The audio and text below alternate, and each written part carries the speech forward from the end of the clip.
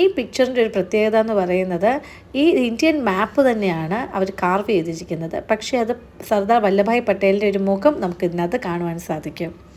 ഞങ്ങളുടെ എല്ലാവരുടെയും family picture കഴിഞ്ഞ് ഞങ്ങളെല്ലാവരും ചിൽഡ്രൻ ന്യൂട്രീഷൻ പാർക്കിലേക്ക് പോവുകയാണ്. മിന്നു വളരെ സന്തോഷത്തിലാണ് ആ പാർക്ക് കാണാൻ. എന്താണ് ആ പാർക്കിലുള്ളത് എന്നറിയാനുള്ള ആകാംക്ഷയിലാണ് ഞങ്ങളെല്ലാവരും തന്നെ. ഏതായാലും മിന്നുവാണ് ഏറ്റവും കൂടുതൽ ഇതിനകത്ത് സന്തോഷിച്ചിരിക്കുന്നത്. അതിൻ്റെ കൂടെ പപ്പയും മമ്മിക്കും നല്ലതായിട്ട് ക്ഷീണമായി ഇത്രയും ദൂരം നടന്നു വന്നതിൽ. പപ്പയും മമ്മിയും വരുന്നില്ല പാർക്കിൽ, അവർ അവിടെ പാർക്കിന് പുറത്ത് തന്നെ നിൽക്കുകയായിരുന്നു. അങ്ങനെ ഞങ്ങൾ പാർക്കിനകത്തൂടെ ഒരു ട്രെയിനിൽ കൂടെയാണ് അവർ ഞങ്ങളെ ഓരോ പോയിന്റിൽ നിന്നും പോയിന്റ് ഞങ്ങളെ കൊണ്ടുപോകുന്നത്. അങ്ങനെ ആദ്യത്തെ ഒരു സ്റ്റേഷനിൽ ഞങ്ങളെത്തി. പിന്നെ ഭയങ്കര എക്സൈറ്റഡ് ആയിരുന്നു ട്രെയിനിൽ കയറി. വളരെ ഒരു അടുത്ത് തന്നെയാണ് അതിൻ്റെ നെക്സ്റ്റ് സ്റ്റേഷൻ. ഓരോ ആക്ടിവിറ്റി, ഓരോ ന്യൂട്രീഷനെ കുറിച്ചുള്ള ഓരോ ന്യൂട്രീഷ്യസ് ഫുഡിനെ കുറിച്ചുള്ള ഒരു ഇൻട്രൊഡക്ഷനാണ് അവർ തരുന്നത് അവിടെ.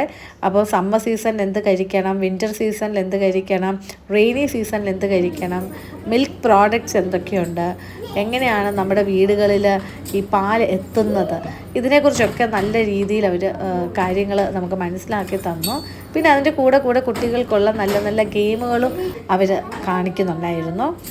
മിന്നു ഒത്തിരി എൻജോയ് ചെയ്തു ഇതിനകത്ത് ഈ ഓരോ ആക്ടിവിറ്റീസിലും. പിന്നെ ജനാർദ്ദൻ എന്ന് പറഞ്ഞൊരു കുട്ടി നമുക്കിങ്ങനെ യൂട്യൂബിൽ പറഞ്ഞു തരുന്നു. പിന്നെ ഈ മൃഗങ്ങൾക്ക് നമ്മൾ ഭക്ഷണം കൊടുക്കുന്നു. ഇതെല്ലാം കുട്ടികളെ കൊണ്ട് അവർ ചെയ്യിക്കുന്ന ഒരു രീതി പിള്ളേർക്ക് ഒത്തിരി ഇഷ്ടപ്പെട്ടു. ഫാം ഹൗസിൽ നമ്മൾ നിൽക്കുമ്പോൾ നമ്മുടെ എക്സ്പീരിയൻസ് എങ്ങനെയാണ്, ഇതൊക്കെ വളരെ രസകരമായിട്ടുള്ള രീതിയിൽ കുട്ടികളുമായിട്ട് ഇൻട്രാക്റ്റ് ചെയ്യുവാൻ ഇവർക്ക് സാധിക്കുന്നുണ്ട്. വളരെ ഒരു ക്വാളിറ്റി പെർഫോമൻസ് ആയിരുന്നു എല്ലാം. ഈ ഒരു ആക്ടിവിറ്റീസിലൂടെ കുട്ടികൾ നമ്മുടെ വീടുകളിൽ എങ്ങനെയാണ് ഇതൊക്കെ പണ്ട് കാലങ്ങളിൽ ചെയ്തുകൊണ്ടിരുന്നത് എന്നത് ഒന്ന് മനസ്സിലാക്കുവാൻ വേണ്ടി ഇതൊക്കെ സഹായിക്കുന്നു എന്നുള്ളതാണ്. ഇതൊരു ഗെയിം രീതിയിലാകുമ്പോൾ അവർക്കതൊട്ടും മൊണോട്ടണസ് ആവത്തുമില്ല. അവരത് വളരെയധികം എൻജോയ് ചെയ്യുകയും ചെയ്യും. എന്താണ് ചെയ്യുന്നതെന്ന് മിന്നുവിന് അറിയത്തില്ല, പക്ഷെ എന്നാൽ അത് വലിക്കണം, ഏറ്റവും ഫാസ്റ്റായിട്ട് വലിക്കണം എന്നറിഞ്ഞതുകൊണ്ട് ഏറ്റവും ഫാസ്റ്റായിട്ട് തന്നെ അവൾ വലിച്ചു. ഏതായാലും സ്കോർ 179.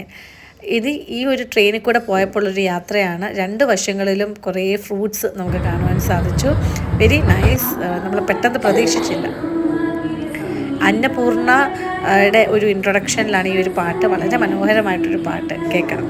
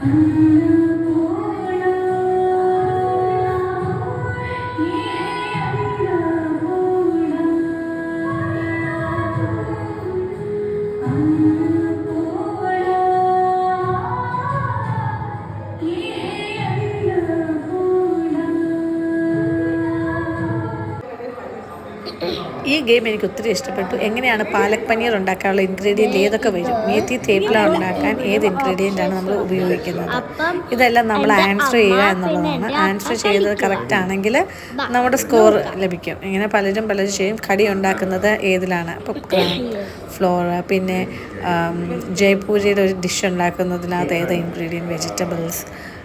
പിന്നെ കേടല്ലായിരുന്നത്, അത് യോഗട്ടായിരുന്നു. ഏതായാലും സ്കോർ 60 ലഭിച്ചു. ഇനി മിന്നുവിൻ്റെ ഒരു ആക്ടിവിറ്റിയാണ് സൈക്കിൾ റേസ്. എത്ര ഫാസ്റ്റായിട്ട് നമുക്ക് ഇത് ചെയ്യാൻ സാധിക്കും ഒരു പെർട്ടിക്കുലർ ടൈമിൽ എന്നുള്ളതായിരുന്നു. മിന്നു അത് നല്ല രസത്തിന് ചെയ്തു.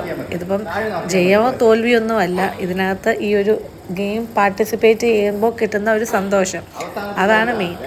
ഏതായാലും മിന്നു നന്നായിട്ട് എൻജോയ് ചെയ്തു. സ്കോർ 100 തന്നെ കിട്ടുമെന്ന് വിചാരിച്ചില്ല, പക്ഷെ 112 ലഭിച്ച്, 115 ലഭിച്ച് അവൾ സന്തോഷകരമായിട്ട് പോയി. അടുത്തൊരു ഗെയിമാണിത്. ഇതെല്ലാം 3 വയസ്സിനുള്ളൊരു കുട്ടികൾക്കുള്ളതായതുകൊണ്ട് ഇതൊന്നും വർക്ക് ചെയ്തില്ല. മാഡത്തിന് 7 വയസ്സായി. അത് കഴിഞ്ഞപ്പോഴാണ് മനസ്സിലായത് 3 വയസ്സ് വരെയുള്ള കുട്ടികൾക്കുള്ളതാണെന്ന്.